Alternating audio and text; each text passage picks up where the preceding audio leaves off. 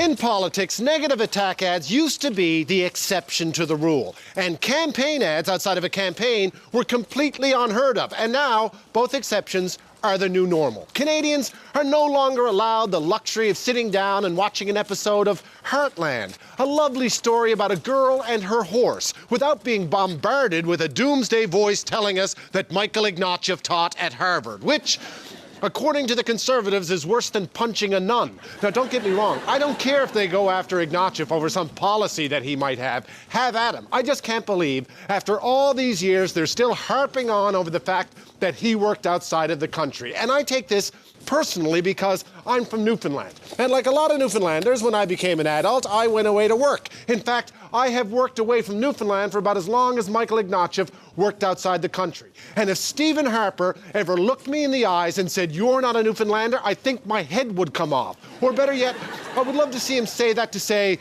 Gordon Pinson, because who doesn't like to sit back and watch an 80-year-old man slap the hell out of someone half his age?